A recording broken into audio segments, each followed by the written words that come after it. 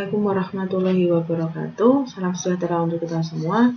Semoga semua dalam keadaan sehat dan berbahagia ya. Amin amin ya rabbal alamin.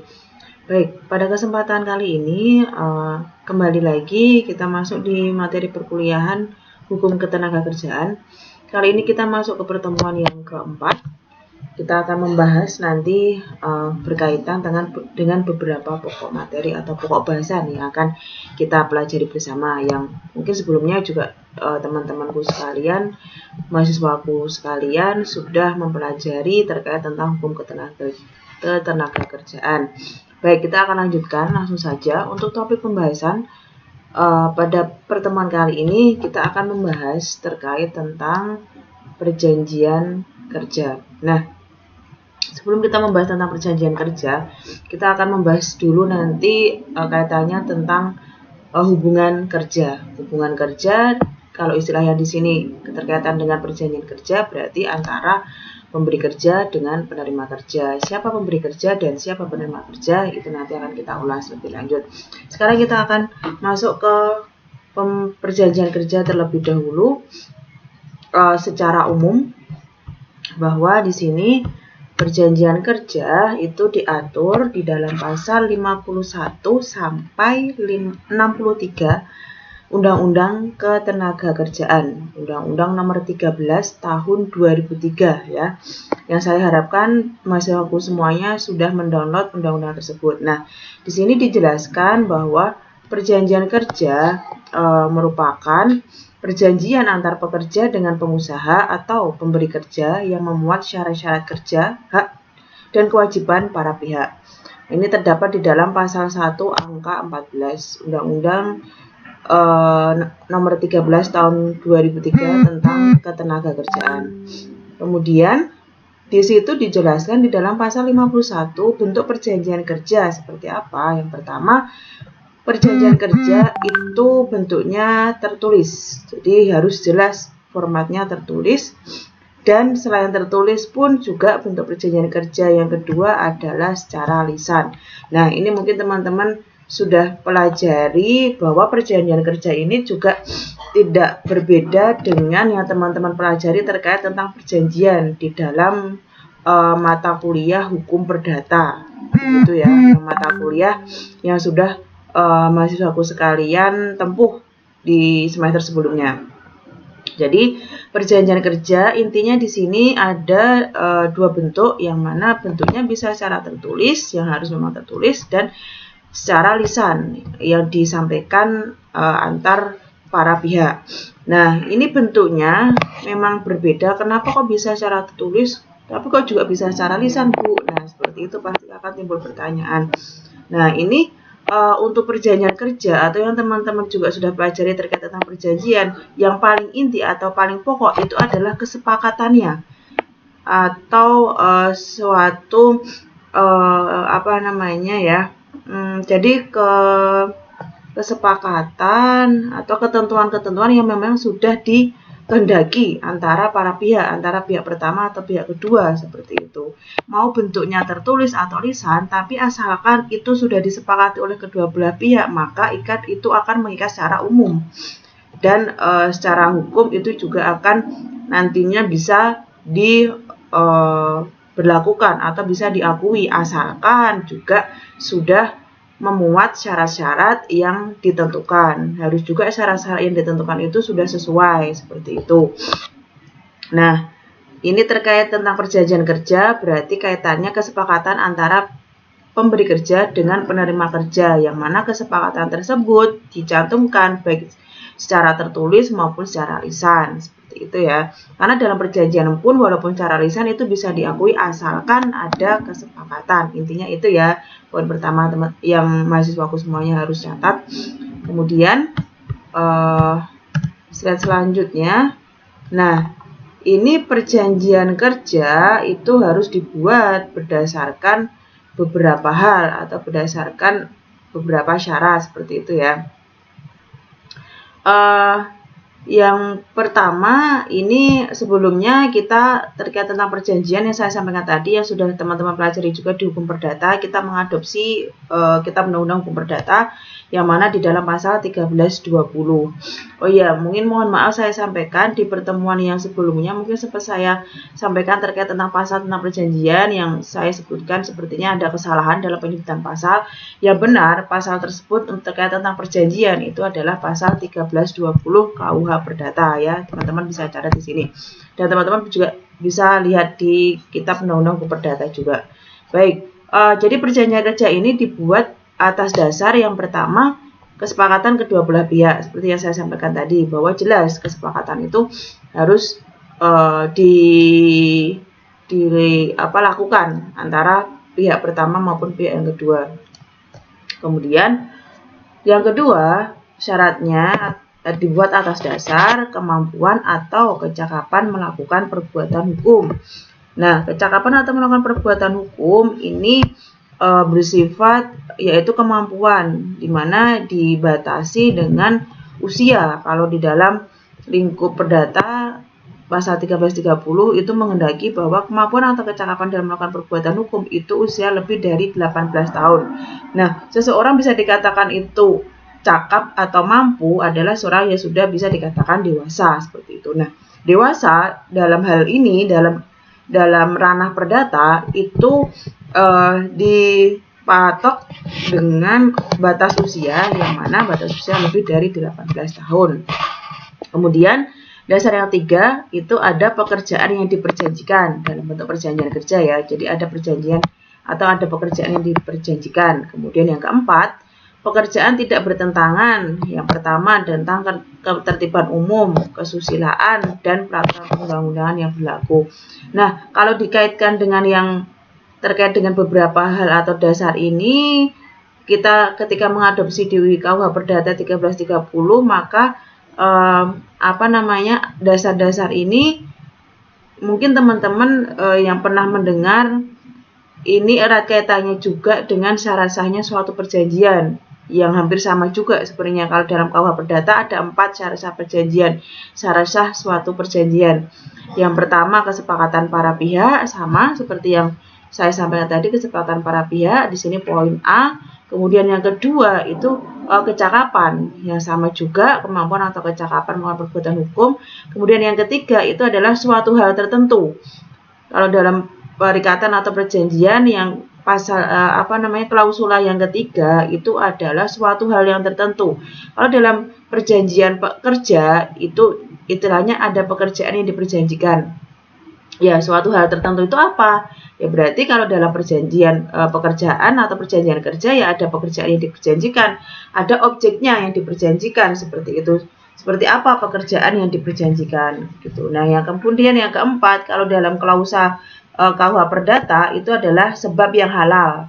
Sebab yang halal di sini yang dimaksud di dalam perjanjian kerja ini adalah pekerjaan yang tidak bertentangan. Sebab yang halal adalah pekerjaan yang tidak bertentangan, yang sesuai dengan peraturan perundang-undangan, yang sesuai dengan asas kesusilaan dan ketertiban umum. Jadi tidak bertentangan dengan ketiga hal tersebut. Itu sebab yang halal begitu. Nah, kemudian disimpulkan bahwa perjanjian kerja yang dibuat bertentangan dengan ketentuan A dan B itu artinya kesepakatan dan kecakapan. Ketika hal tersebut bertentangan, maka perjanjian kerja dapat dibatalkan. Sedangkan perjanjian kerja yang bertentangan dengan ketentuan C dan D maka akan batal demi hukum. C dan D seperti klausula yang ada dalam KUH Perdata yaitu suatu hal tertentu dan sebab yang halal, maka ketika ini dilanggar akan batal demi hukum begitu. Nah, artinya apa begitu teman-teman ya? Jadi apabila suatu perjanjian kerja misalkan tidak memenuhi syarat seperti yang pertama tadi yaitu kesepakatan dan kecakapan maka dapat dibatalkan. Nah, dapat dibatalkan ini artinya bahwa suatu pihak atau salah satu pihak itu dapat menuntaskan atau dapat memintakan pembatalan salah satu pihak. Saya ulangi lagi, salah satu pihak dapat memintakan pembatalan untuk perjanjian tersebut ketika tidak ada kesepakatan dan ketika syarat kecakapan tidak terpenuhi. Maka pihak tersebut dapat memintakan pembatalan.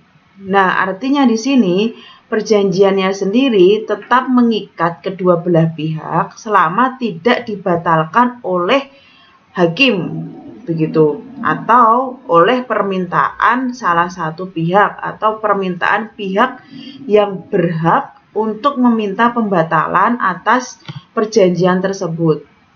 Nah, misalkan bisa dikatakan juga pihak yang tidak cakap atau pihak yang memberikan kesepakatan secara tidak bebas, seperti itu. Jadi dapat dibatalkan artinya itu salah satu pihak atau para pihak dapat memintakan pembatalan, tapi perjanjian tersebut masih mengikat kedua belah pihak posisinya. Jadi perjanjian masih mengikat kedua belah pihak antara pihak pertama dan pihak kedua. Ketika ternyata kemudian ada ketidaksepakatan dan ada syarat kecakapan yang tidak terpenuhi, begitu, salah satu syarat yang tidak terpenuhi, makanya salah satu pihak dapat membatalkan. Bagaimana prosedur pembatalannya? Ya dengan mengajukan gugatan ke pengadilan yang nanti akan diputuskan oleh hakim, begitu ya. Nah, itu arti dari dapat dibatalkan. Kemudian arti dari batal demi hukum di sini ketika syarat C dan D tidak terpenuhi, syarat suatu sebab yang halal dan suatu hal tertentu itu tidak terpenuhi. Suatu hal tertentu di mana yang kalau dalam perjanjian kerja ada pekerjaan yang diperjanjikan dan pekerjaan tersebut bertentangan misalkan dengan peraturan perundang-undangan, asas kesusilaan dan ketertiban, maka dari situ bisa batal demi hukum. Artinya apa? Ketika batal demi hukum ini, nah artinya kalau batal demi hukum ini berarti suatu perjanjian itu sudah tidak memenuhi syarat objektif. Syarat objektif ya dua hal tadi, suatu hal tertentu dan sebab yang halal, seperti itu. Nah, maka kemudian batal demi hukum ini artinya adalah dari semula perjanjian tersebut dianggap ada, yang kemudian perjanjian tersebut dianggap tidak pernah ada atau dianggap tidak pernah dilakukan adanya suatu perjanjian dan tidak pernah ada suatu perikatan, seperti itu. Jadi batal demi hukum kemudian dinyatakan ketika memang syarat dari suatu sebab yang halal dan suatu hal tertentu tersebut tidak terpenuhi. Dalam contoh hal ini, ketika tidak ada pekerjaan yang diperjanjikan dan ketika ternyata memang bertentangan dengan undang-undang, ya secara otomatis batal demi hukum. Batal demi hukum artinya perjanjian tersebut tidak ada, perjanjian tersebut kemudian dianggap tidak pernah dibuat, begitu. Karena ini fatal sekali ketika melanggar dua hal tersebut. Ya memang kalau tidak ada pekerjaan kenapa perlu ada perjanjian, begitu kan ya, suatu sebab halal tertentunya apa yang harus diperjanjikan, begitu. Nah, kemudian ketika sudah bertentangan dengan peraturan perundang-undangan kok tetap masih ada perjanjian yang dibuat, ya jelas itu juga bertentangan dengan asas atau syarat sah yang berlaku di KUH Perdata tersebut dalam pasal 1330. Begitu ya, mahasiswaku semuanya ya. Jadi dari apa yang saya sampaikan tadi, maka dapat disimpulkan bahwa terdapat perbedaan antara perjanjian yang batal demi hukum dengan perjanjian yang dapat dibatalkan, begitu ya. Jika hal tersebut dilihat dari unsur ini maksudnya unsur sebagaimana dalam ketentuan pasal 1330 KUH Perdata, yaitu dua unsur yang menyebutkan unsur objektif dan dua unsur juga yang menyebutkan unsur subjektif. Unsur subjektif dan unsur objektif, dua unsur yang disebutkan di dalam syarat sah perjanjian pasal 1320 KUH Perdata. Dan pembatalan tersebut dapat dilakukan dengan mengajukan gugatan ke pengadilan. Begitu ya kesimpulannya, ketika suatu perjanjian kerja tidak memuat dasar-dasar yang sebagaimana berlaku di dalam pasal 52 atau yang sebagaimana diadopsi dari pasal 1320 KUH Perdata. Nah, pasal 52 ini silahkan dibaca di dalam Undang-Undang Ketenagakerjaan Undang-Undang Nomor 13 Tahun 2003. Baik. Kemudian kita akan masuk selanjutnya dari hal yang saya sampaikan tadi, maka timbul di sini pertanyaan siapakah para pihak, yang mana jelas mahasiswaku semuanya sudah paham dan tahu bahwa para pihak dalam perjanjian itu yang pertama itu adalah pemberi kerja. Kemudian pihak yang kedua ya jelas itu adalah si pekerja sendiri. Sudah pasti kesepakatan yang terjalin di sini adalah antara pemberi kerja dengan pekerja. Atau ketika pekerja tersebut sudah masuk dalam suatu organisasi atau serikat buruh atau pekerja, ya jelas antara perjanjian antara pemberi kerja dan serikat pekerja atau serikat buruh. Nah, itu pun juga nanti istilah dari perjanjiannya pun juga berbeda. Karena perjanjian yang mengatur antara person to person dengan perjanjian yang mengatur antara person dengan sekelompok orang. Sekelompok orang di sini artinya adalah serikat pekerja, gitu ya. Oke. Kita akan masuk definisi dari pemberi kerja dan pekerja. Pemberi kerja terdapat di dalam pasal 1 angka 4 Undang-Undang mohon maaf. Ini ada kesalahan, saya perbaiki dulu.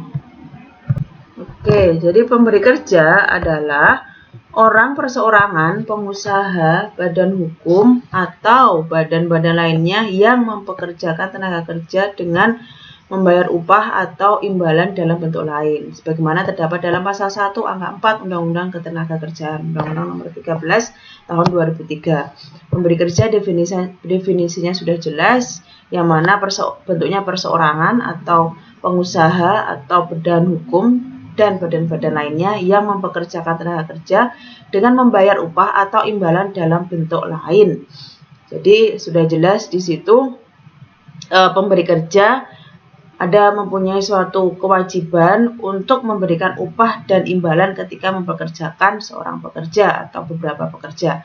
Nah, untuk pekerja sendiri definisinya berdasarkan pasal 1 angka 3 Undang-Undang Nomor 13 Tahun 2003 tentang Ketenagakerjaan, yaitu pekerja atau buruh adalah setiap orang yang bekerja dengan menerima upah atau imbalan dalam bentuk lain.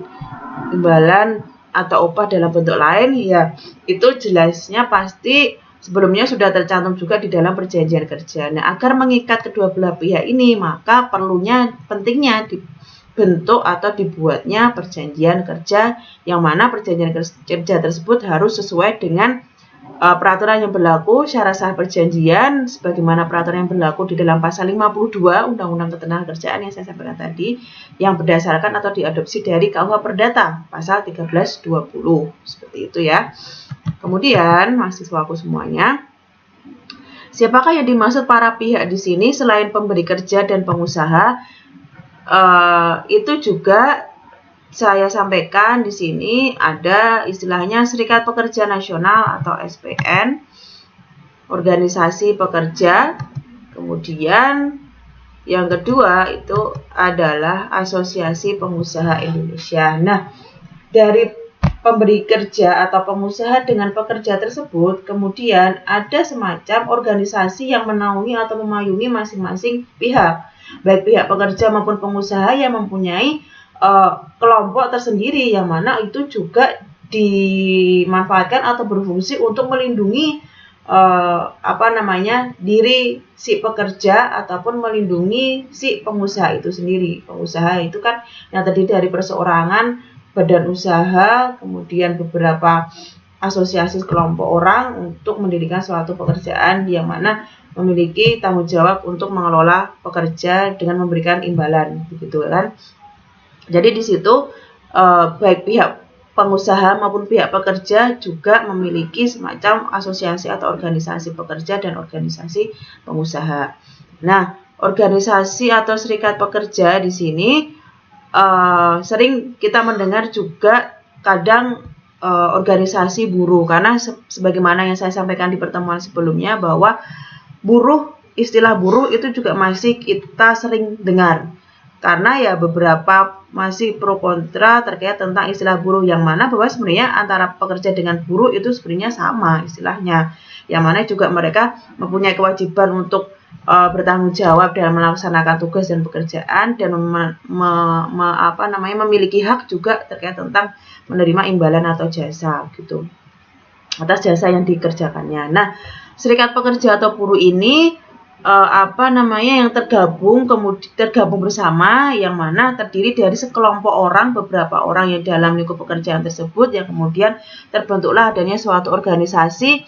Nah, orang atau sekelompok orang ini memiliki tujuan yang mana tujuannya itu sama dalam satu bidang yang untuk mencapai tujuan umum di bidang seperti tujuannya yaitu terkait tentang bagaimana para pekerja ini dapat menerima upah dengan baik. Kemudian bagaimana jam dan kondisi kerja yang mereka kerjakan itu tuh berdasarkan dengan peraturan perundang-undangan yang berlaku. Nah, hal-hal itu yang menjadi tujuan kemudian dibentuknya suatu organisasi pekerja agar bagaimana upah mereka dapat didapat dengan layak, kemudian jam kerja serta pekerjaan yang mereka lakukan itu juga sesuai dengan prosedur atau peraturan yang berlaku. Maka tujuan dibentuknya organisasi ini adalah untuk melindungi pekerja dari hal-hal tersebut. Kemudian di sini jelas kalau namanya organisasi, ada struktur organisasinya, jelas ada kepemimpinannya, kemudian ada anggota dan ada kepengurusannya, bagaimana bidang-bidang tertentu yang mengatur tentang serikat pekerja atau organisasi pekerja tersebut, begitu. Nah, di sini serikat pekerja di sini ketika seorang anggotanya atau beberapa anggota yang mengalami suatu konflik atau permasalahan, maka dari itu dapat diwakili dari organisasi serikat pekerja tersebut untuk menyelesaikan permasalahannya. Jadi keanggotaan atau kepanitiaan struktur organisasi dari organisasi pekerja tersebut dapat membantu si pekerja dalam menyelesaikan permasalahan yang terjadi, begitu. Nah, ini juga termasuk nanti ketika penyelesaian permasalahan tersebut ya bagaimana struktur dari organisasi pekerja tersebut itu memperundingkan terkait tentang upah ketika ada terjadi permasalahan sengketa upah. Bagaimana perundingannya terkait dengan upah, kemudian bagaimana perundingan terkait tentang aturan kerja ternyata ketika terjadi permasalahan atau konflik para pekerja yang terbebani dengan jam kerja yang mungkin terlalu over seperti itu. Nah, bagaimana perundingannya, kemudian bagaimana terkait tentang prosedur keluhan bagi para anggotanya, bagaimana anggotanya bisa berkonsultasi, itu juga harus sesuai dengan prosedur yang berlaku. Terus bagaimana tentang aturan penyewaan misalkan, bagaimana tentang aturan pemecatan, dan bahkan promosi buruh itu pun juga diatur di dalam organisasi serikat pekerja ini agar terlindungi si anggota-anggotanya ini dan dapat aman dari ketika terjadi terjadi suatu permasalahan dari diterbitkannya suatu kebijakan yang diberikan oleh pengusaha itu sendiri. Begitu. Kemudian asosiasi pengusaha atau organisasi pengusaha di sini nanti mungkin juga sudah ada penjelasan juga di slide-nya seperti apa organisasi pengusaha, yang mana organisasi pengusaha di sini di Indonesia kita kenal dengan nama APindo, Asosiasi Pengusaha Indonesia. Nah, itu yang salah satu asosiasi pengusaha Indonesia, salah satu organisasi pengusaha yang terbesar yang ada di Indonesia. Oke, ini penjelasan lebih lanjut terkait tentang organisasi pekerja sudah saya sampaikan juga di slide. Yang saya sampaikan juga tadi silakan nanti dibaca dalam pasal 1 Undang-Undang Ketenagakerjaan nomor 17 dalam penjelasan undang-undang tersebut bahwa serikat buruh atau pekerja merupakan organisasi yang dibentuk dari, oleh, dan untuk pekerja baik di perusahaan maupun di luar perusahaan yang bersifat bebas, terbuka, mandiri, demokratis, dan bertanggung jawab guna memperjuangkan, membela, serta melindungi hak-hak kepentingan pekerja serta meningkatkan kesejahteraan pekerja dan keluarganya. Nah, di sini sudah jelas bahwa hak-hak dari pekerja yang benar-benar sangat dipentingkan, dikedepankan dalam organisasi pekerja tersebut. Nah, ini keuntungan menjadi anggota serikat pekerja itu apa sih? Nah, jelas beberapa hal yang didapat dari anggota pekerja sendiri, anggota serikat pekerja itu sendiri. Yang pertama,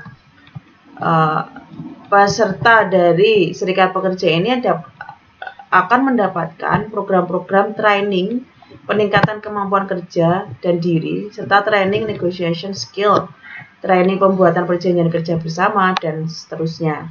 Ada pelatihan-pelatihan yang nanti diterima oleh anggota serikat pekerja tersebut. Pelatihan-pelatihan atau training tersebut yang nanti menguntungkan bagi pihak pekerja dalam pelaksanaan dalam menjalankan kewajibannya untuk bekerja dalam suatu perusahaan tersebut. Kemudian, anggota serikat pekerja juga akan mendapatkan bantuan hukum saat tertimpa masalah dengan perusahaan yang berkaitan dengan hukum dan pemenuhan hak-hak sebagai karyawan.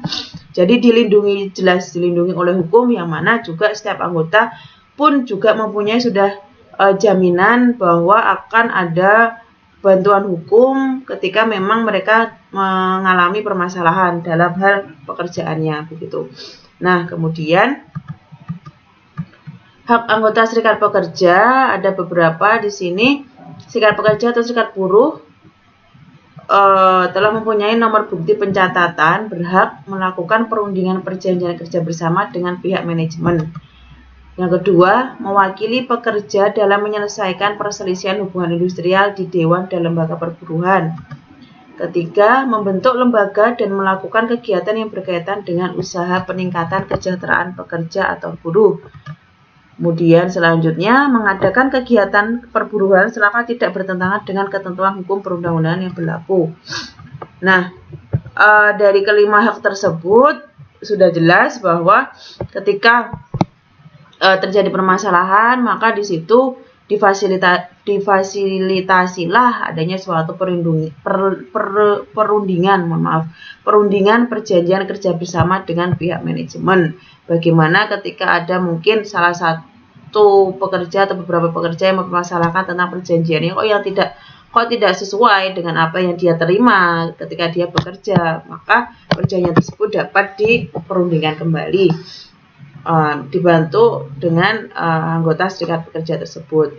Kemudian menyelesaikan perselisihan hubungan industrial, ada yang mewakili dalam menyelesaikan perselisihan hubungan industrial, membentuk lembaga dan melakukan kegiatan berkaitan dengan usaha dan mengadakan kegiatan perburuan. Oke, sudah jelas ya terkait dengan hak-hak seorang pekerja. Nah, ini organisasi pekerja yang ada di negara kita.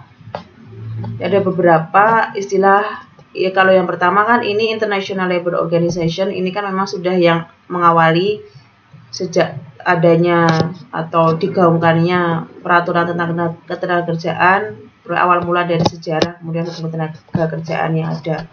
Kemudian dilanjutkan dengan adanya PPMI, Persaudaraan Pekerja Muslim Indonesia, kemudian ada organisasi FSPS, Federasi Serikat Pekerja Singapura Bangsa, ada SPSI, Serikat Pekerja Seluruh Indonesia, ada SPN, Serikat Pekerja Nasional, ada FSBI, Federasi Serikat Buruh Independen, ada Gasbindo, Gabungan Serikat Buruh Islam Indonesia, kemudian ada KASBI, Kongres Aliansi Serikat Buruh Indonesia, ada FSPMI, Federasi Serikat Pekerja Metal Indonesia, FSB Gartex, Federasi Serikat Buruh Garmen Tekstil Kerajinan Kulit dan Sentra Industri, SBB, Serikat Buruh Balakan, dan FSPNI, Federasi Serikat Pekerja Nasional Indonesia. Ini beberapa organisasi pekerja yang ada di Indonesia yang memang secara aturan itu sudah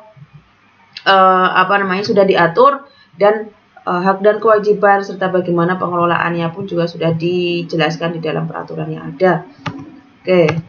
Kemudian ini yang terkait tentang organisasi pengusaha, bahwa saya sampaikan tadi selain pekerja, pengusahanya pun juga mempunyai suatu asosiasi atau perkumpulan pengusaha-pengusaha di mana di situ dijadikan forum komunikasi dan bertukar pikiran untuk menyelesaikan berbagai permasalahan yang muncul dalam bidang hubungan industrial dan buruh khususnya begitu ya.